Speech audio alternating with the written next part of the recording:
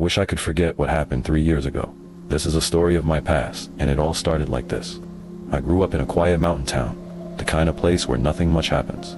It was all forests, winding roads, and a single diner where everyone gathered to gossip. Peaceful, boring, safe. At least, it always felt that way until the year I turned 17. That was the year we found the tunnel. It wasn't marked on any maps.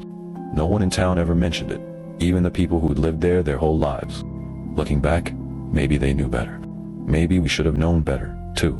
But we were bored, reckless teenagers, and we didn't think twice about stepping into the dark. It started on a Saturday in October. I remember the air smelled like wet leaves and the first bite of winter.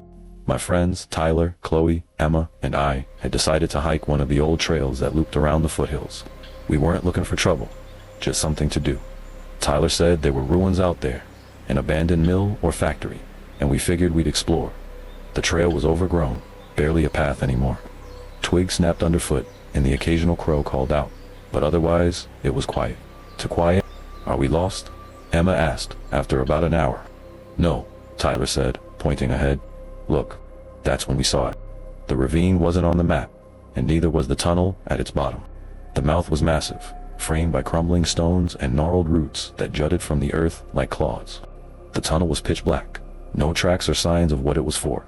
The air around it was colder, almost icy, and carried a faint metallic temps, like rust or blood.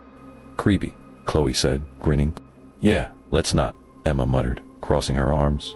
Come on, it's just a tunnel, Tyler said, already making his way down the slope. It's probably not even that deep. I hesitated. The air inside was different, thick and cold, like stepping into a freezer. The walls were slick with condensation, and faint lines were carved into the stone. At first, we thought they were scratches, but as my flashlight beam swept over them, I realized they were symbols. Strange, jagged shapes that didn't look like writing, but didn't seem random either. Probably just graffiti, Tyler said, though his voice wavered. The deeper we went, the quieter it became. Not just the absence of sound, the silence felt alive. My own breathing sounded too loud, too intrusive, like the tunnel didn't want us there. About 20 feet in, Chloe stopped. Do you hear that? We froze, holding our breath. It wasn't a hum or scratching, like you'd expect in an old tunnel. It was faint, almost imperceptible at first, a low, wet sloshing sound, like something being dragged across damp stone. What is that? Emma whispered, gripping my arm. It's just water, Tyler said, though he didn't sound convinced. We pressed on, the sloshing growing louder. And then we smelled it. It hit us all at once, saying an overwhelming stench of rot and decay. It was so strong, Chloe gagged, pulling her shirt over her nose. This is insane, Emma hissed. We need to go back. But just as we turned to leave, the flashlight beams flickered. For a second, I thought my batteries were dying. But then I realized the darkness wasn't natural. It was thick, almost liquid, creeping toward us from deeper in the tunnel. That's when the sound changed. It wasn't dragging anymore. It was a whisper. At first, it was too soft to make out, but then it grew louder, overlapping voices that weren't quite human. They didn't echo like they should have. They just existed, coming from everywhere and nowhere. Help us, they whispered. Come closer. Keep walking. Tyler barked, but his voice cracked with fear. My legs felt heavy, like the air itself was trying to drag me down. The whispers grew more frantic, shifting between languages I couldn't understand, pleading and angry and mocking all at once. Then, I saw it. A figure stood just ahead in the beam of my flashlight. It was tall, impossibly thin, with limbs that stretched unnaturally long. Its head tilted at an inhuman angle, and its face was wrong blurred, like an unfinished painting. Run, I whispered. We bolted. The tunnel seemed longer on the way out, stretching and twisting in ways it hadn't before. The whispers turned to laughter, cruel and mocking, and the dragging sound returned closer, faster. Chloe tripped, and I yanked her to her feet. My flashlight dropped, spinning wildly on the ground, illuminating fleeting glimpses of things moving in the darkness, shadows that didn't belong to us. The entrance came into view, faint light spilling in from the overcast sky. But it was farther than it should have been, as if the tunnel was trying to keep us inside. Don't stop, Tyler screamed. I don't know how, but we made it. We burst out into the cold afternoon, collapsing onto the muddy ground. Behind us, the darkness lingered just inside the tunnel's mouth, like it was waiting for us to come back. None of us spoke on the way home. Chloe and Tyler pretended it hadn't happened, throwing out half-hearted jokes, but Emma wouldn't stop crying. I couldn't shake the feeling that we hadn't really escaped, That part of us was still down there, trapped in the dark. That night, I dreamed of the tunnel. I saw the figures, the whispers, the symbols carved into the walls. And when I awoke, the smell of rot was still in my nose. The next day, Tyler didn't show up to school. When we went to check on him, his mom said he'd gone out hiking that morning and hadn't come back. Search parties combed the woods for weeks, but found nothing, except his flashlight, lying at the edge of the ravine. I don't hike anymore. I don't go near that side of the forest. But sometimes, when I'm alone at night, I swear I hear it again, that wet, dragging sound, and those whispers, so faint I can barely make out the words. Come back. Some places aren't meant to be found. Some things aren't meant to be disturbed. But the tunnel waits. It always waits.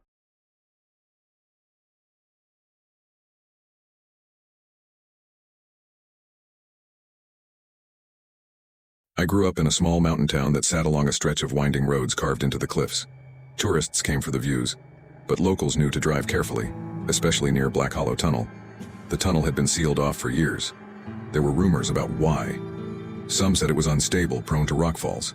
Others whispered about a fatal crash decades ago, one so grisly that the town couldn't bear to reopen it. Whatever the truth, the tunnel became a local legend, a dare for the reckless and a nightmare for the superstitious. I didn't believe in the stories, not until the night we went inside. It was Kyle's idea, of course.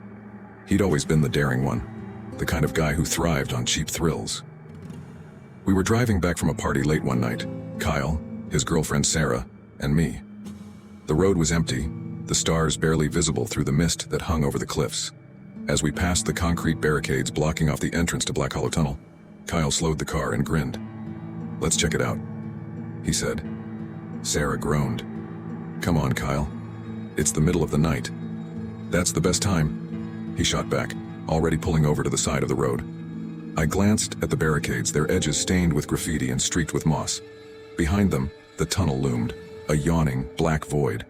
Even from the outside, the air around it felt colder, heavier. "Bad idea," I muttered, shaking my head. "What, you scared?" Kyle teased.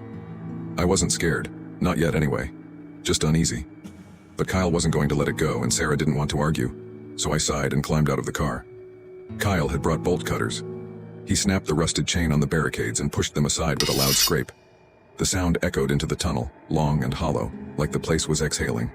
Inside, it was colder than I expected. The tunnel was wide enough for 2 lanes of traffic, but it felt suffocating. The beams of our flashlights barely pierced the darkness, the concrete walls stained with decades of grime and moss. "What's that smell?" Sarah asked, wrinkling her nose. It was faint but unmistakable, the sickly sweet stench of something rotting. "Probably just an animal," Kyle said, though he sounded less sure of himself. We walked deeper.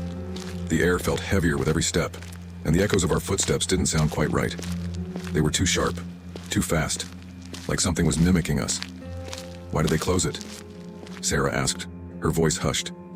"Some guy crashed in here like 50 years ago," Kyle said. "They say his car burned up and so did he.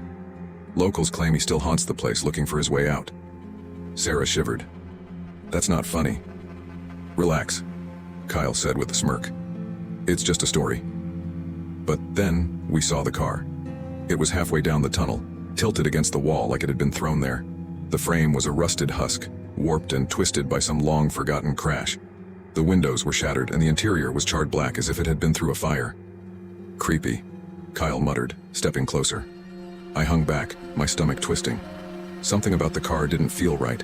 The air around it was colder and my flashlight flickered as I pointed it toward the wreck. "Don't touch it," Sarah said, grabbing Kyle's arm. "Why not?" he said with a laugh. "It's not like—" The sound cut him off. It was faint at first, a low hum that seemed to come from everywhere and nowhere.